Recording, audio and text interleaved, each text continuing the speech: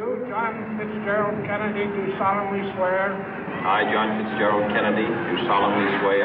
That you will faithfully execute the office of President of the United States. That I will faithfully execute the office of President of the United States. And will, to the best of your ability.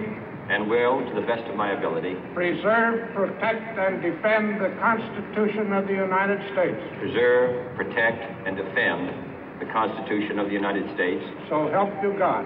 So help me God.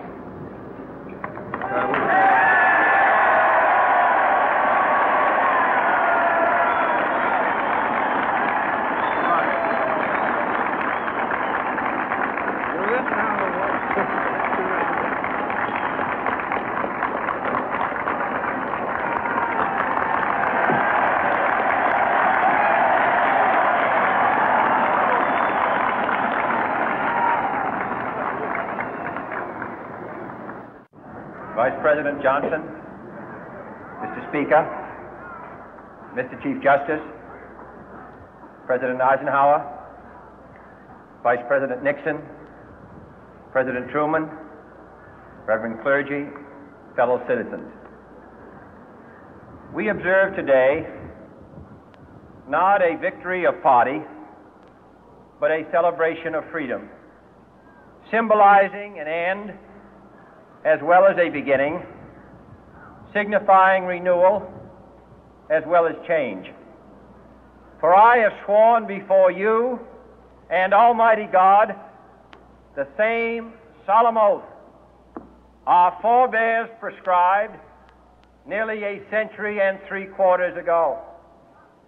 The world is very different now, for man holds in his mortal hands the power to abolish all forms of human poverty and all forms of human life. And yet the same revolutionary beliefs for which our forebears fought are still at issue around the globe.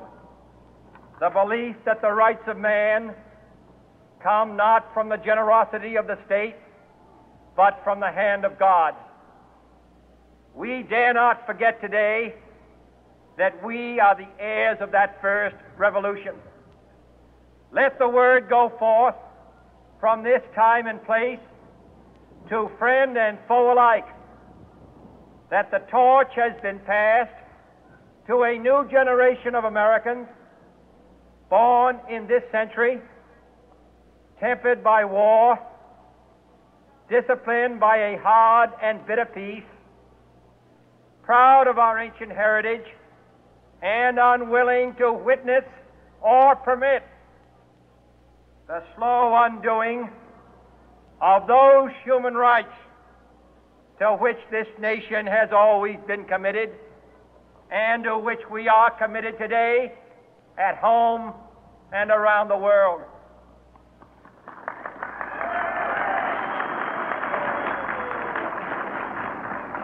Let every nation know, whether it wishes us well or ill, that we shall pay any price, bear any burden, meet any hardship, support any friend, oppose any foe to assure the survival and the success of liberty.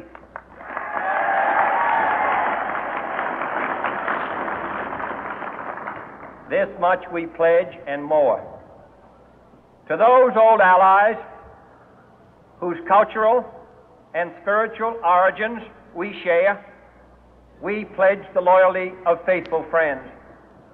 United, there is little we cannot do in a host of cooperative ventures. Divided, there is little we can do, for we dare not meet a powerful challenge at odds and split asunder.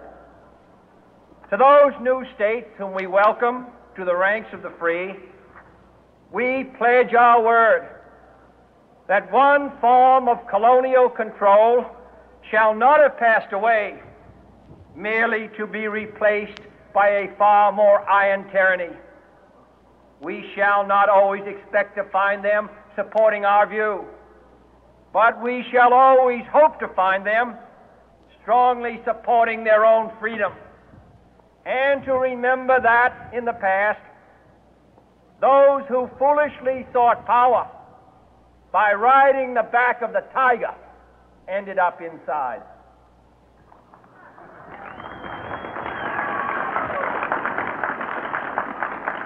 To those people in the huts and villages of half the globe struggling to break the bonds of mass misery, we pledge our best efforts to help them help themselves for whatever period is required, not because the communists may be doing it, not because we seek their votes, but because it is right. If a free society cannot help the many who are poor, it cannot save the few who are rich.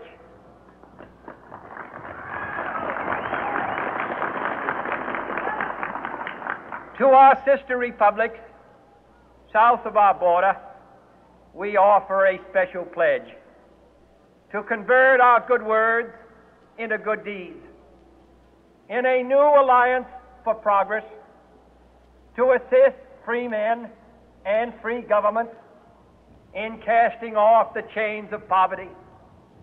But this peaceful revolution of hope cannot become the prey of hostile powers. Let all our neighbors know that we shall join with them to oppose aggression or subversion anywhere in the Americas. And let every other power know that this hemisphere intends to remain the master of its own house.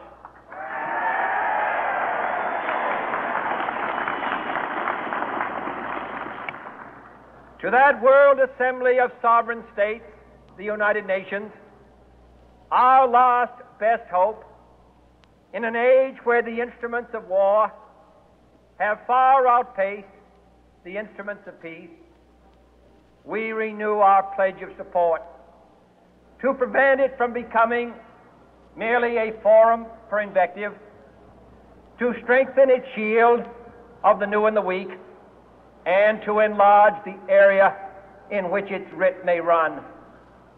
Finally, to those nations who would make themselves our adversary, we offer not a pledge, but a request that both sides begin anew the quest for peace.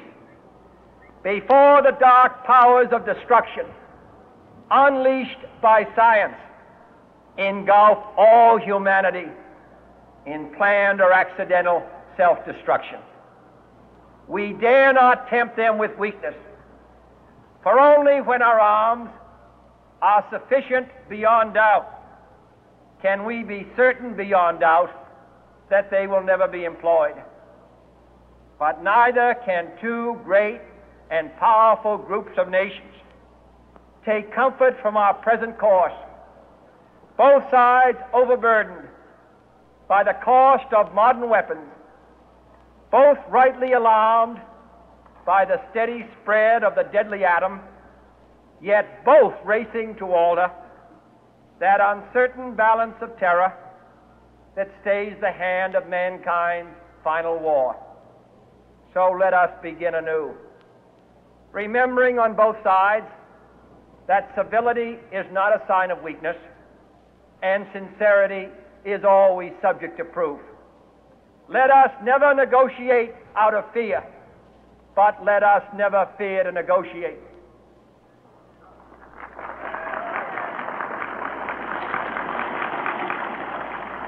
Let both sides explore what problems unite us, instead of belaboring those problems which divide us. Let both sides, for the first time, formulate serious and precise proposals for the inspection and control of arms, and bring the absolute power to destroy other nations under the absolute control of all nations.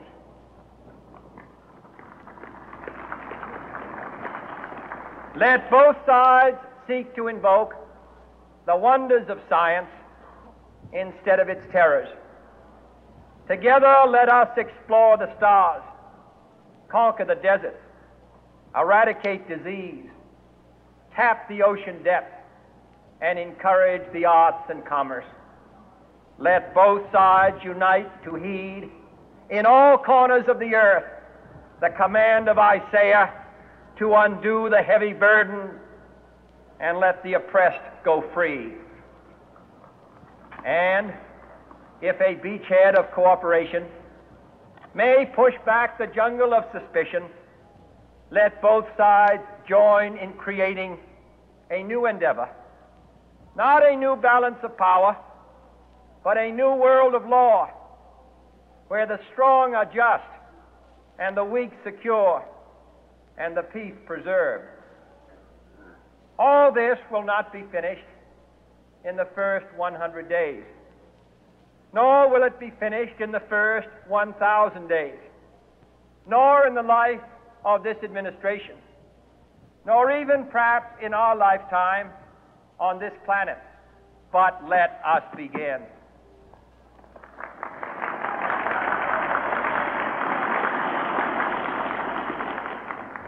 In your hands, my fellow citizens, more than mine, will rest the final success or failure of our course.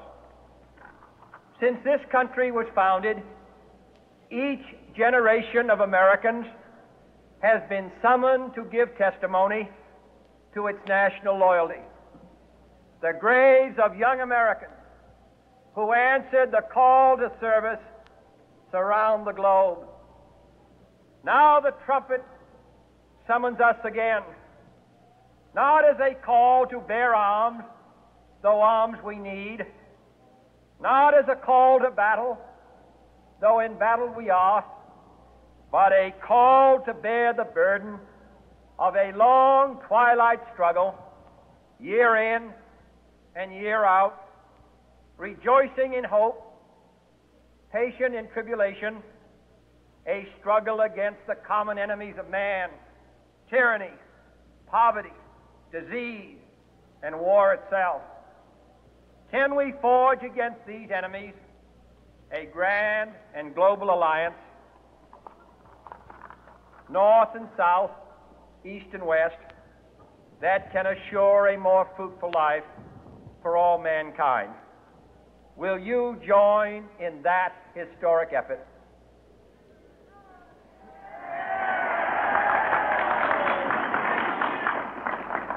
In the long history of the world, only a few generations have been granted the role of defending freedom in its hour of maximum danger. I do not shrink from this responsibility. I welcome it.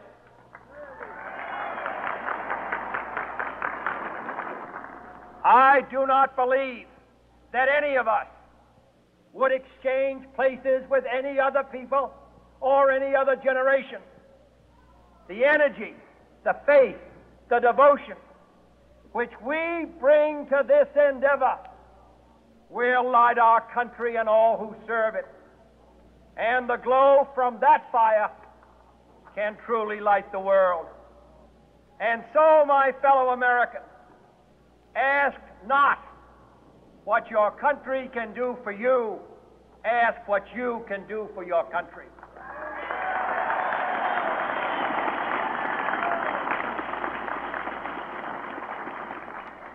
My fellow citizens of the world, ask not what America will do for you, but what together we can do for the freedom of man.